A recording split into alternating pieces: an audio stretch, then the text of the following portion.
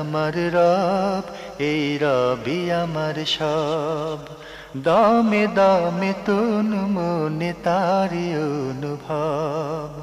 তোমার দুনিয়াতে আমি যেদিকে তাকাই, অথই নিয়ামতে ডুবে আছি সবাই। পাক পাখালির গানে শুনি তসবিহ কালো রব, তসবিহ কালো রব। আল্লাহ আমার রব, এই রবি আমার। আসসালামু আলাইকুম প্রিয় দর্শক, আপনারা কেমন আছেন? সবাই ভালো থাকুন, সেটাই আমাদের একান্ত কামনা। শুরু হলো আপনাদের প্রশ্ন নিয়ে আপনাদের এই প্রিয় অনুষ্ঠান আপনার জিজ্ঞাসা। আপনাদের সাথে আছি আমি জয়নুল আবেদিন আজাদ। আজকেও আপনাদের প্রশ্নের জিজ্ঞাসার জবাব দিচ্ছেন বিশিষ্ট আলেম ডক্টর মোহাম্মদ সাইফুল্লাহ। আসসালামু আলাইকুম ওয়া রাহমাতুল্লাহি ওয়া বারাকাতুহু। প্রিয় দর্শক, চলুন তাহলে জিজ্ঞাসার জগতে। শুরুতে একটি ইমেল, এটি পাঠিয়েছেন বিলাল আহমেদ। লিখেছেন, এনটিভিকে ধন্যবাদ জানাই এ ধরনের একটি অনুষ্ঠান আয়োজন করার জন্য। পার্সোনালি আমি একজন ট্রেনার। এমত অবস্থায় মেয়ে স্টুডেন্ট পড়াতে হয়। আমি আনম্যারিড। আমার মেয়ে স্টুডেন্ট পড়ানো ঠিক কিনা কোরআন ও হাদিসের আলোকে বলবেন? সেখানে যদি ছেলে এবং মেয়ে থাকে এবং ক্লাসে যদি মেয়েরা শালীন এবং পর্দার মাধ্যমে আসে, তাহলে পড়াতে কোনো আপত্তি নেই, পড়াতে পারবেন। বাকি যদি শুধু মেয়েদের প্রোগ্রাম হয় এবং সেটা যদি শালীন ও পর্দার মাঝে না আসে, তাহলে আপনাকে এই জব পরিহার করতে হবে, বর্জন করতে হবে, যেহেতু এটি শরিয়া অনুমোদিত বিষয় নয়। আর সেক্ষেত্রে আপনাকে সতর্কতা অবলম্বন করতে হবে। আর উপরন্তু আপনি একজন আনমেরিড, সেখানে যে কোনো ধরনের একটা ফিতনা আসার সম্ভাবনা হয়ে গিয়েছে। জি, কিন্তু যদি আপনি দেখেন যে ছেলে মেয়েদের ক্লাস এবং মেয়েরা ছেলেরা আছে, কিন্তু ভিন্ন ভিন্ন আছে, সেখানে ওই ধরনের কোনো আশঙ্কা থাকে না। আসলে ক্লাসরুম তো আশঙ্কার বিষয় না, স্বাভাবিক বিষয়। সেক্ষেত্রে আপনি শালীনভাবে যদি তারা পর্দার সাথে আসে, তাহলে পড়াতে কোনো আপত্তি নেই। আপনি আরও লিখেছেন, আমি পিস টিভিতে সিগারেট প্রহিবিটেড সেটা জানতে পারলাম। আমি নিজে স্মোকার নই, কিন্তু আমার বাবা চেন স্মোকার। ওনার বয়স 70-এর কাছাকাছি। কোনো হারাম কাজে অভ্যস্ত মানুষ জান্নাতে যেতে পারবে কি? ব্যক্তিগতভাবে উনি খুবই নামাজি, সহজ সরল। এই সিগারেটের ব্যাপারে আপনার কাছ থেকে বিশ্লেষণ জানতে চাই। সিগারেটের বিষয়টি আসলে দীর্ঘ একটা আলোচ্য বিষয়। এই যুগের সমস্ত আহলু তাহকিক মুহাক্কিক উলামায়ে কেরাম সিগারেটকে হারাম বলেছেন, ঠিকই বলেছেন। মোটামুটি সিগারেট এটি আমরা যদি একটু ভালো করে চিন্তা করি, তাহলে সিগারেটের মধ্যেই সংবিধিবদ্ধ সতর্কীকরণ, এটি স্বাস্থ্যের জন্য ক্ষতিকর। আবার লিখে হয় ধূমপানে বিষপান। সব মিলিয়ে এটি স্বাস্থ্যের জন্য অত্যন্ত ক্ষতিকর। এটি মেডিকেল সায়েন্স প্রমাণ করেছে এবং এর মাধ্যমে মানুষ ভয়ঙ্কর ধরনের ক্ষতির মধ্যে পড়ে যায়। ইসলাম মূলত ক্ষতিকর এবং নিকৃষ্ট যত জিনিস আছে সবগুলোকে হারাম করেছে। কোরআনে কারীমের বক্তব্যের মাধ্যমে সাব্যস্ত হয়েছে, ওয়া ইউহাররিমু আলাইহিমুল খাবাইস। রাসূল সাল্লাল্লাহু আলাইহি ওয়াসাল্লামকে হারাম ঘোষণা দেওয়ার জন্য যে খাবিস যত বস্তু আছে, সমস্ত বস্তুকে মানুষের জন্য হারাম ঘোষণা দেওয়ার জন্য আল্লাহ সুবহানাহু ওয়া তাআলা দায়িত্ব দিয়েছেন। কোরআনের মধ্যে বলতেছেন, ওয়া ইউহাররিমু আলাইহিমুল খাবাইস। খাবাইস শব্দটি খাবিসাতুর বহুবচন, এখানে একটিকে বুঝায়নি। খাবাইস হচ্ছে অনেকগুলোকে বোঝানো হচ্ছে। এটা ইসলামের কমন নির্দেশনা। এবং এই ক্ষেত্রে আহলুত তাফসীর মুফাসসিরিনে কেরাম বলেছেন যে কোরআন কারীমের এই আয়াতটি আমরা কি খাবো, কি খাবো না, কি পান করব, কি পান করব না, আমাদের এই সব কিছুর মূলত মূলনীতি, যেটি মানুষের জন্য খাবিস, এই খাবিসকে কিভাবে সংজ্ঞায়িত করা হয়েছে, ডিফাইন করা হয়েছে, পরিচয় দেওয়া হয়েছে। খাবিসকে পরিচয় দেওয়া হচ্ছে দুভাবে। একটি হচ্ছে স্বাস্থ্যের জন্য ক্ষতিকর এবং ক্ষতির দিকটি প্রমাণিত ক্ষতিকর। স্বাস্থ্যের জন্য অনেক জিনিস আছে ক্ষতিকর, বেশি হলে ক্ষতি হয়, আবার খাওয়া যায়। এখন একজন এসে বলতে পারেন যে তাহলে স্বাস্থ্যের জন্য তো আপনার বেশি পানি খেলেও ক্ষতিকর। এই মাসআলা নয়, সে ক্ষতিকর প্রমাণিত হয়েছে যেটি স্বাস্থ্যের জন্য ভয়ঙ্কর ক্ষতিকর, খেলে সে বড় ধরনের ক্ষতিগ্রস্ত, যেখানে ঝুঁকি। এরপরে দ্বিতীয় হচ্ছে, এবং ওই জিনিসটি মূলত স্বাভাবিক রুচিতে আসে না, নিকৃষ্ট। যেমন আপনি সিগারেটের কথাই বলেন, এটি শুধু ক্ষতিকর যে তা নয়, এর দুর্গন্ধ সহ্য করবে কিভাবে, ঠিক না? ফলে এটি যিনি খান তিনি শুধু ক্ষতিগ্রস্ত হন না, এবং অন্যকে ক্ষতিগ্রস্ত করেন। পরিবারের সদস্য, শিশু আছে, তারা বেশি পরোক্ষ ধূমপায়ীর আর বেশি ক্ষতিগ্রস্ত হয়। এই জন্য এই যুগের মুজতাহিদ মানে অনেক বড় মুজতাহিদ ছিলেন শেখ মোহাম্মদ আমিন শানকিতি রহমতুল্লাহ আলাইহি, তিনি একটি তাফসীর লিখেছেন, তাফসীর কোরআন বিল কোরআন, কোরআনকে কোরআনের মাধ্যমে তাফসীর করেছেন। এই তাফসীরের নাম হচ্ছে আদওয়াউল বায়ান। মানে 7 খণ্ডে এই বিশাল তাফসীরের মধ্যে তিনি বিস্তারিত বিষয়টি আলোচনা করেছেন এবং বলেছেন যে মূলত কোরআনে কারীমের অসংখ্য আয়াত সাক্ষ্য দেয়, একটি দুটি নয়, যে এই কাজটি মূলত ইসলামী শরীয়তে হারাম। সিগারেট এই ইসলামী শরীয়তে হারাম, মানে তামাক জাতীয় সিগারেট, বিড়ি যাই হোক তামাক জাতীয়। এবং আপনি আরেকটা আশ্চর্য তথ্য আপনাকে দিয়েছি, মানে তামাক যে অঞ্চলে হয় সে অঞ্চলে আমার বিভিন্নভাবে সফর হয়েছে, যে এই পাতা নাকি আপনি যদি গরুকে দেন তা খাবে না, ছাগলকে দেন তা খাবে না, কুকুরকে দেন তা খাবে না, মানুষ খাচ্ছে। মানে বুঝছেন এত ভয়ঙ্কর যে, মানে এই পাতা এত জঘন্য যে, মানে এগুলো কিন্তু আমরা এই জঘন্য বিষাক্ত পাতা সেটাকে শুকিয়ে তারপরে সেগুলো দিয়ে এভাবে তৈরি করে কেন আমরা নিজেকে ধ্বংস করছি। তাই এই কাজটি মূলত আপনার আব্বাকে বোঝানো দরকার যে তিনি আসলে সঠিক কাজ করছেন না। হাদিসের কিছু বক্তব্যকে না বুঝে মানে এক জায়গার কথা আরেক জায়গায় মানে ফিট করে দিচ্ছেন ইচ্ছে মতো। রাসূলুল্লাহ সাল্লাল্লাহু আলাইহি ওয়াসাল্লাম যেটি বলেছেন খুব ভালো করে বুঝেন, যারা জান্নাতে প্রবেশ করবে না 3 দল ব্যক্তির কথা বলেছেন। মুদমিনু খামরিন, যে মুদমিনু খামরিন, যে মদ নিয়মিত নিত্য মদ পান করে থাকে, মাদকাসক্ত ব্যক্তি সে জান্নাতে প্রবেশ করবে না। এটার উপর কিয়াস করে আন্দাজ করে মানে সকল কিছু এই যুগের আধুনিক মুজতাহিদ না বুঝে বলে দিচ্ছেন যে মানে সিগারেট যিনি পান করে থাকেন তিনি জান্নাতে যেতে পারবেন না। এটা শুদ্ধ নয়। সুতরাং এটাকে কিয়াস করে কোনো বন্ধু যদি বলেন যে না সিগারেট পান করলে তিনি জান্নাতে যাবেন না, তার এই কিয়াস শুদ্ধ নয় এবং এই বক্তব্য শুদ্ধ নয়।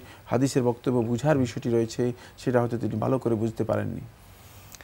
ভাই বিলাল আহমেদ, আপনি সবশেষে লিখেছেন এনটিভি কর্তৃপক্ষের কাছে অনুষ্ঠানটি আরও 10 মিনিট বাড়ানোর আবেদন করছি, কারণ একমাত্র বাংলা প্রোগ্রাম যেটি দেখার জন্য আগে থেকে আমরা রেডি হয়ে থাকি। আপনার এই প্রস্তাব তো কর্তৃপক্ষ শুনলেন, তারা যদি সময় বের করতে পারেন আমরাও আশা করব আমাদের সময়ের পরিসর আরও বাড়বে। আপনাকে চিঠির জন্য অনেক ধন্যবাদ। প্রিয় দর্শক, এবার আমাদের হাতে যে চিঠিটি এটি পাঠিয়েছেন মোহাম্মদ জাহিদুল হাসান, লালবাগ, ঢাকা থেকে। আপনি লিখেছেন দাজ্জাল কি? দাজ্জাল কি এই পৃথিবীতে কখনো আসবে? এবার খুব সুন্দর প্রশ্ন করেছেন। কোনো সন্দেহ নেই, ইসলামী মৌলিক আকিদার মধ্যে একটি আকিদা হচ্ছে দাজ্জাল এর বিষয়টি। দাজ্জাল শব্দের শাব্দিক অর্থ হচ্ছে, এই শব্দটি বের হয়েছে দাজ্জালা শব্দ থেকে, দাজ্জালা আল দাজ্জাল, সেখান থেকে আদ-দাজ্জালা এর একটা নদীর নাম, ফুরাত দাজ্জালা, দাজ্জালা একটা নদীর নাম। এই নদীর পানিগুলো নিকষ কালো ছিল, খুব কালো ছিল এবং অন্ধকারাচ্ছন্ন ছিল, এই জন্য নাম দেওয়া হয়েছে দাজ্জালা, এর নাম দেওয়া হচ্ছে দাজ্জালা। তো এই দাজ্জাল শব্দটা অন্ধকারকে বোঝায়, এমন মানে এই অন্ধকারাচ্ছন্ন অবস্থা বোঝানোর জন্য মিথ্যাচারকারীকে দাজ্জাল বলা হয় থাকে, মানে আরবি ভাষায়, যে অন্ধকারের প্রতিভূ, যে অন্ধকারের মানে সে মানে তার মাধ্যমে বহিঃপ্রকাশ ঘটে।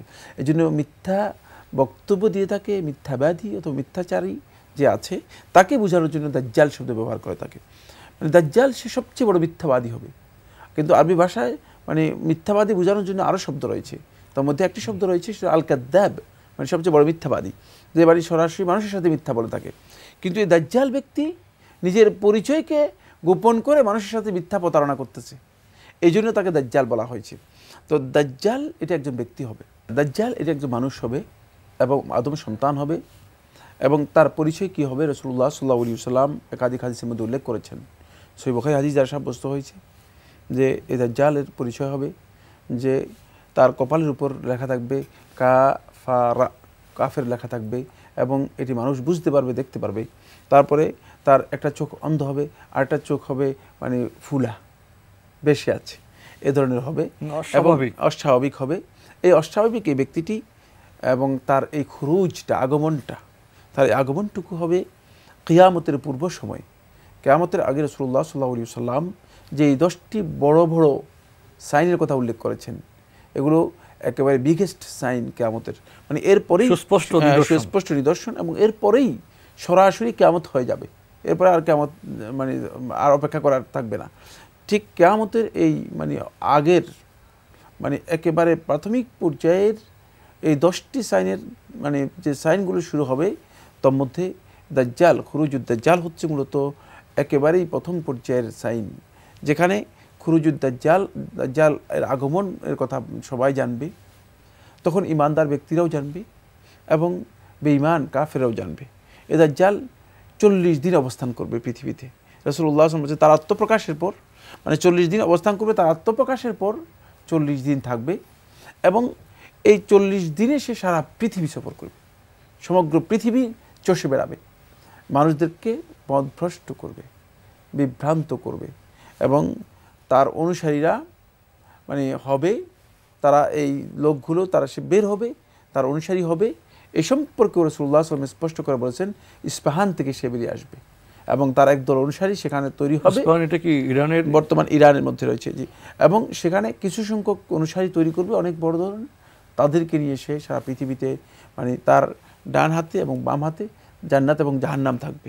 জান্নাত এবং জাহান্নাম অভিযান চালাবে, মিথ্যা জান্নাত এবং জাহান্নাম লোকদেরকে দেখিয়ে ভীতি প্রদর্শন করবে তার প্রতি ঈমান আনার জন্য। এবং এই ফিতনাকে রাসূলুল্লাহ সাল্লাল্লাহু আলাইহি ওয়াসাল্লাম মানে সবচেয়ে কঠিন এবং সবচেয়ে আশঙ্কাজনক ফিতনা হিসেবে হাদিসের মধ্যে রাসূলুল্লাহ সাল্লাল্লাহু আলাইহি ওয়াসাল্লাম উল্লেখ করেছেন।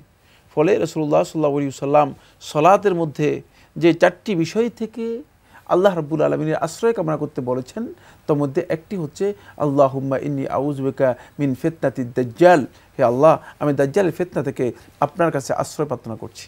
সুতরাং আমাদেরকে আল্লাহ রাব্বুল আলামিনের কাছে আশ্রয় চাইতে হবে দাজ্জালের ফিতনা থেকে, কারণ এটি এত ভয়াবহ ফিতনা যে ইমানদার ব্যক্তি ঈমানের উপর অবিচল থাকতে পারবে না, টিকে থাকতে পারবে না। ভাই মোহাম্মদ জাহিদুল হাসান, আপনি আরও লিখেছেন কোনো ঘরে মানুষ মারা যাবার সময় সেই ঘরে অবস্থিত কোনো পোষা প্রাণী যেমন বিড়াল, পাখি বা এই জাতীয় কোনো প্রাণী কি তা আগে থেকে অনুমান করতে পারে? হ্যাঁ, মানে মালাকুল মউত, মৃত্যুর ফেরেশতা অথবা আল্লাহর ফেরেশতা, আযাবের ফেরেশতা যখন আগমন করে থাকে, প্রাণী জগতের অনেকেই দেখতে পান, উপলব্ধি করতে পারেন। সেটা বাধ্যতামূলক নয়। রাসূলুল্লাহ সাল্লাল্লাহু আলাইহি ওয়াসাল্লাম হাদিসের মধ্যে রয়েছে যে মানে অনেককে দেখতে পায়, মানে পারে দেখতে পায়। হ্যাঁ, মানে এটা বাধ্যতামূলক পারবি এমন নয়, না, মানে অনেক সময় তারা উপলব্ধি করতে পারে, দেখতে পারে। মানে এই আল্লাহ রাব্বুল আলামিনের আযাবের ফেরেশতা দেখতে পেয়েছে, মানে অনেকেই দেখতে পায়। তো কিন্তু মানে হতে পারে যে মানে বিড়াল, কুকুর অথবা ঘরের অন্য কোনো প্রাণী যদি থাকে মানে দেখতে পেতে পারে। যে হাদিসটি ইমাম মুসলিম রাহমাতুল্লাহ আলাইহি তার সহিতে বর্ণনা করেছেন। হাদিসটি বর্ণনা করেছেন উসাদ ইবনে হুদায়র রাদিয়াল্লাহু তাআলা থেকে। আল্লাহ রাসূল সাল্লাল্লাহু আলাইহি ওয়াসাল্লাম সাহাবী, যার জীবদ্দশায় রাসূলুল্লাহ সাল্লাল্লাহু আলাইহি ওয়াসাল্লামের সময় যার কারামত প্রমাণিত হয়েছে, তিনি হচ্ছেন উসাদ ইবনে হুদায়র রাদিয়াল্লাহু তাআলা আনহু। তার ছেলে হচ্ছেন ইয়াহইয়া ইবনে উসাইদ রাদিয়াল্লাহু তাআলা আনহু। তো বলছিলাম যে উসাইদ ইবনে হুদায়র রাদিয়াল্লাহু তাআলা আনহু যখন কোরআন তেলাওয়াত করতেছিলেন, ফেরেশতারা কোরআন শোনার জন্য এসে উপস্থিত হয়েছে এবং এই উটগুলো সবগুলো দেখতে পেয়েছে, ফেরেশতাদের দেখে ভয় পেয়ে গিয়েছে, হাদিস দ্বারা প্রমাণিত হয়েছে। সুতরাং এই প্রাণী জগৎ কখনো কখনো দেখতে পায়, কিন্তু সেটাকে নির্ভর করে মানে কোনো দলিল ব্যবহার করার সুযোগ নেই। কারণ দেখতে পেয়েছে, আপনি তো আর জানতে পারতেছেন না, কারণ বিড়াল এসে আপনাকে তো বলে যেতে পারবে না যে হ্যাঁ আমি ফেরেশতাকে দেখেছি, এরকম দেখেছি। কারণ বিড়াল এসে আমরা একটা তথ্য জানলাম, কিন্তু এর দ্বারা আমরা খুব সেখানে অনেকে সেখানে বিভ্রান্ত করার একটা সুযোগ পেয়ে যায়, বিড়ালের মাধ্যমে জানতে পেরেছি। জি, কারণ এ ধরনের বক্তব্য মানুষ আজকে দিয়ে মানুষদেরকে পথভ্রষ্ট করছে। এজন্য এখানে কিন্তু সূক্ষ্ম একটা বিভ্রান্তি থাকতে পারে, খেয়াল রাখতে হবে যে কারণ এই প্রাণী জগৎ দেখতে পেলেও তাদের কোনো সে নেই যে তারা এই বিষয়টি আপনাদের কাছে পেশ করে আপনাদেরকে বলবে যে এরকম দেখতে পেরেছি, তারা ভাষায় ব্যক্ত করতে পারবে না। আপনি আরো লিখেছেন সুন্নাত এবং সুন্নাহ এই দুইয়ের মধ্যে পার্থক্য কি? সুন্নাত এবং সুন্নাহ এই দুইয়ের মধ্যে ব্যবহারগত পার্থক্য রয়েছে, কিন্তু কথার একটি, ভাবার্থ একই। মানে সুন্নাহ বলতে মানে যেটাকে বোঝায়, সুন্নাত বলতেও সেটাকে বোঝায়। সুন্নাহ শব্দটি আরবিতে আর সুন্নাত শব্দটি ফার্সিতে। মানে ফার্সিতে সুন্নাহকে অনুবাদ করেছে সুন্নাত, পরবর্তীতে সেটা উর্দুতে ব্যবহার হয়েছে। যে উর্দু থেকে যেহেতু আমরা উর্দুর কাছাকাছি, তা আমরা বাংলাতেও সুন্নত শব্দটি ব্যবহার করেছি। এটা হলো স্বাভাবিক ব্যবহার। বাট একটি পারিভাষিক পার্থক্য রয়েছে। সেই পারিভাষিক পার্থক্য হচ্ছে এই, ফিকহুল ইসলামিতে যেটাকে সুন্নাত বলা হচ্ছে, ফিকহুল ইসলামিতে মানে ইসলামী ফিকহের মধ্যে যেটাকে সুন্নাত বলা হচ্ছে, আর যেমন কুতুবুল আকিদার কিতাবের মধ্যে যেটাকে সুন্নাহ বলা হচ্ছে, এই দুইয়ের মধ্যে এক বিশাল পার্থক্য রয়েছে। এটা খুবই গুরুত্বপূর্ণ বিষয়। সেটা হলো এই, ফিকহুল ইসলামিতে সুন্নাহর যে তারিফ বা ডেফিনেশন দেওয়া হয়েছে সেটা হচ্ছে মা ইউসাবু ফাইলুহু ওয়ালা ইউআকাবু তারিকুহু। এটি ইরশাদুল ফুহুলের মধ্যে ওখানে উল্লেখ করেছেন উল্লেখ করেছেন রাউদার মধ্যে, মুখতাসর রাউদার মধ্যে ইমাম তৌফি রহমতুল্লাহ আলাইহি, এবং এটাই হচ্ছে সুন্নাহ এর সংজ্ঞা, পরিচয়। সেটা হলো মা ইউসাবু ফাইলুহু, যে কাজটি করবে তাকে সওয়াব দেওয়া হবে। মানে কাজ পালনকারী ব্যক্তিকে যদি পালনকারী ব্যক্তির জন্য সওয়াব থাকে, তাহলে ওলা ইউআকাবু তারিকুহু, যদি পরিহার করে বর্জন করে এর জন্য কোনো শাস্তি নেই, এমন কাজকে সুন্নাহ বলা হয়। এটা হচ্ছে ফিকহের পরিভাষায় সুন্নাত যেটাকে বলা হয় থাকে। এবং ফকিহগণ সুন্নাত যখন বলেছেন তাদের কিতাবের মধ্যে, সেটাকে তারা এই অর্থেই মানে ব্যবহার করেছেন, এই অর্থে ব্যবহার করেছেন। এবার আসুন আমরা মানে কিতাবুস সুন্নাহ যেতে যাবো আমরা। সেটা হলো এই, যদি ইসলামী আকিদার পরিভাষায় সুন্নাহ যেটাকে বলা হয় থাকে, সেটা কি? সুন্নাহ সম্পর্কে ইমাম আহমদ বিন হাম্বল রহমতুল্লাহ বর্ণনা করেছেন, তার কাছ থেকে সহিহ সনদে বর্ণিত হয়েছে। মাবাহিস ফিল আকিদা আল ইসলামিয়া এর মধ্যে ডক্টর আব্দুল করিম নাসর আল আকার উল্লেখ করেছেন, এবং আল মাদখাল ইলা দিরাসাতিল আকিদা আল ইসলামিয়ার মধ্যে ডক্টর বুরাই খান উল্লেখ করেছেন।